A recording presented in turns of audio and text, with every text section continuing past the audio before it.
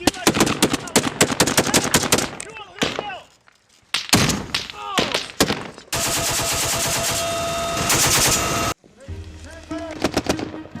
sir.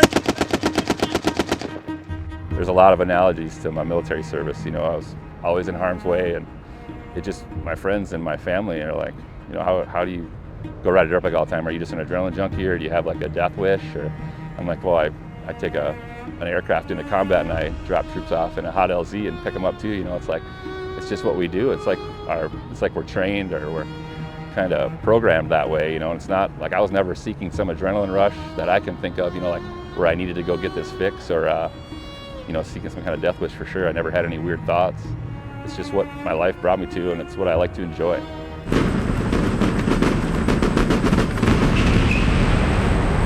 My name's Tommy Keech, and I grew up in Minnesota, a little town called New Ulm. Joined the Marine Corps in 1994. Spent about 24 years doing that. Figured I must have liked it a little bit if I stuck around that long.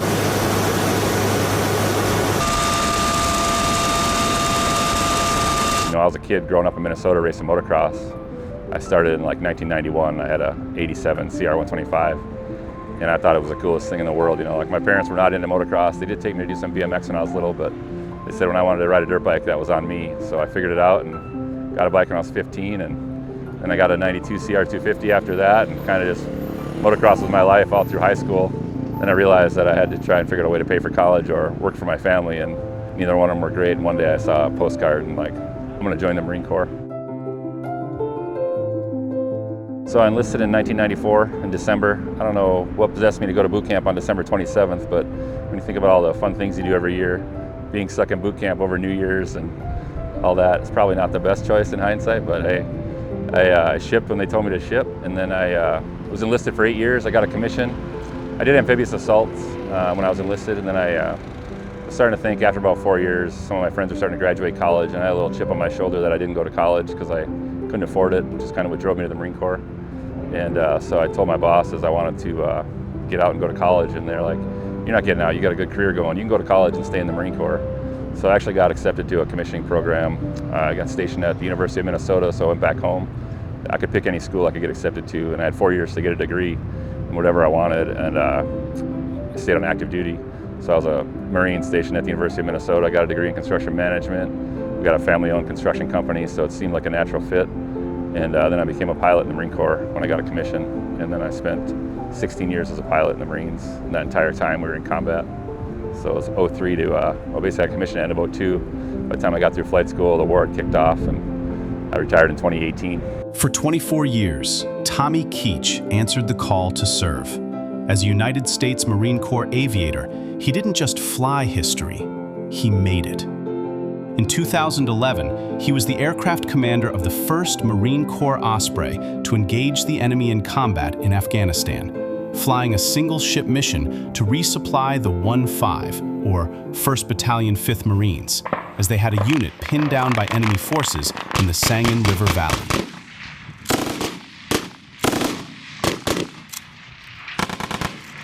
My last deployment was to Afghanistan, and I flew the V-22 Osprey.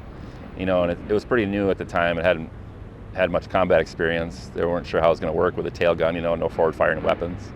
And I got in pretty early in the Osprey, and I got all my quals really quick. So I was an instructor and a flight leader. And I had just gotten back from the weapons and tactics instructor course where they basically trained the trainer. Like I was the guy that was going to get trained on every aspect of employing this aircraft in combat. And then I was expected to go back and train my squadron as a WTI, which is a weapons and tactics instructor. And I went back to my squadron in Afghanistan. We got a call one day that Marines from 1-5 were pinned down. Get down, dude. They've tried a couple of ground resupplies. Both convoys got IED'd, and then they tried a medevac helicopter got shot up, trying to get some people out of that convoy IED, and then an escort helicopter. So we had a Marine Cobra and a Marine Huey in the overhead providing escort fire support. One of those stuck around through rotor blade, and they're like, hey, we need an Osprey to go in there and deliver food, water, and ammo. And I'm like, my commanding officer called me up. He's like, hey, you want to go do this? I'm like, yep, that's what I'm supposed to do. And so we got one crew together, one plane. You know, usually we do stuff in a section, you know, 2 or a division of 3 or 4 planes, but This was a mission to take 5 pallets of stuff, go pick up the pallets of food, water, and ammo, land in this zone, get these guys resupplied in the middle of the Sangin River Valley, and then get out of there. And we loaded up the stuff at a fob, had the pallets on board, took off, went and test fired the weapon, make sure it was working. And then we ingressed into the zone. There was purple smoke. I didn't have comms with the escort helicopters overhead. I could talk to the FAC, the forward air controller on the ground, guiding me into the zone. And he's like, smoke in the zone. I was copy purple smoke. And so, you know, he doesn't say the smoke. I got to say the color smoke so they know who I am. I landed on the smoke, and we started offloading the pallets, and the whole zone was just ablaze with fire. Like, there's a mud hut off to my right, and the corner of that mud hut is just eroding from gunfire. And I got a line of Marines out in front of me returning fire on these enemy in the tree line. They're just kind of holding guns up, shooting at us.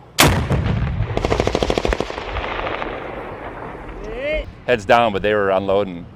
And the FAC is losing his mind. He's like, our call sign was Sunset 82, and he's like, you got to get out of the zone. You're going to get destroyed. We've got ICOM chatter that more Afghans or more Taliban are moving to the zone to destroy that aircraft in the zone. And sure enough, a truck pulled up, you know, and it's like gonna light us up with a shoulder-fired rocket. And we had, like I said, we had a Cobra and a Huey in the overhead, and I was like, hey, you know, there's an enemy technical at 11 o'clock, danger close, engage, engage, engage. And as they went to shoot us, that Cobra destroyed that truck, you know, and it was pretty badass. Like, when you're, the best way I can explain it, like, the adrenaline's so high, like, I'm waiting to take one through the running lights because it's just gonna come through the windshield and I'm defenseless other than my pistol. And we got the plane ready to go, and as soon as they said that last pallet was off, you know, we kicked full power, kicked the tail, and got out of there. Tail gunner opened up on the tree line, and we were fine. Like, and it's like you've got the radio blaring, so it's like you've got the war on ESPN, you know, on your radio, just going nonstop. And we're like out of there, and in 7 seconds we're in an airplane, you know, out of the zone, going 250 miles an hour. And we got back and landed at our base, and like the entire squadron was walking out as we're taxiing in. I'm like, what's going on here? And they're like, well, we got word from the FAC that Sunset 82's flying home and they're all shot up. And I was like, I think the plane's fine. Like, I don't think we got a hole in this thing. And I'm like, I'll keep it spinning, and the next crew can take it. It's ready to go.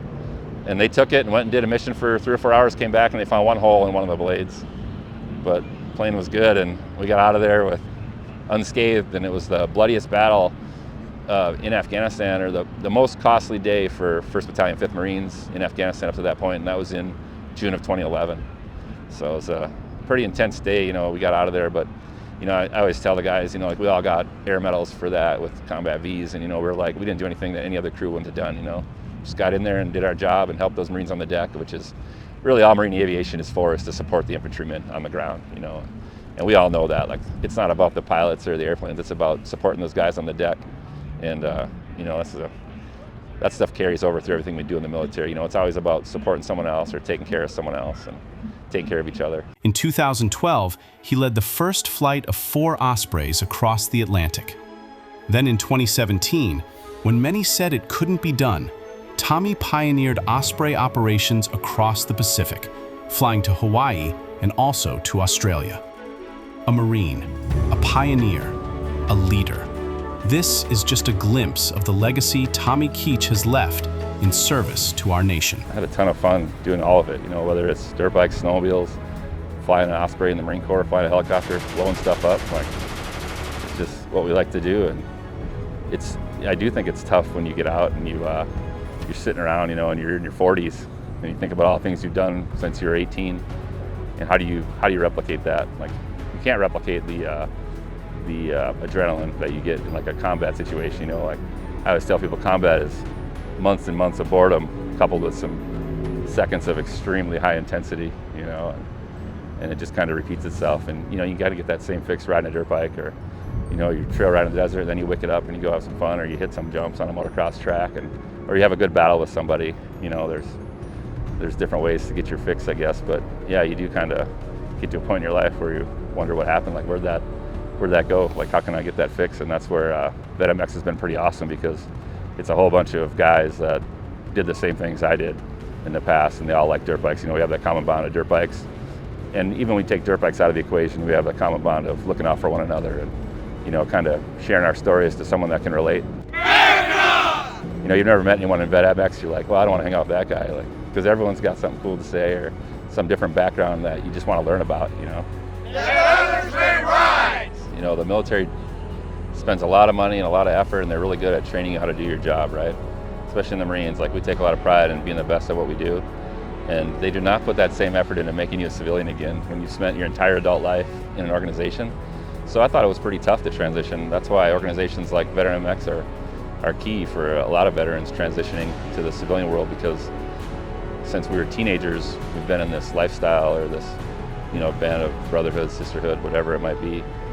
And we've just always tried to do as good as we can at that, but we didn't think about what it's going to be like to go back out and get a job in the civilian world where people don't have those same values. It's eye-opening. I think I struggled to find purpose at first. I did 5 deployments while I was in the Marine Corps, and I missed a lot of my older boys' lives, and then went to Hawaii for my last couple of years and retired out of there, and my older boys were in Arizona, and then I had my younger kids in Hawaii, and I just didn't want to be gone half the month in another job where I'm missing out on everyone's life. You know, I wanted to be present.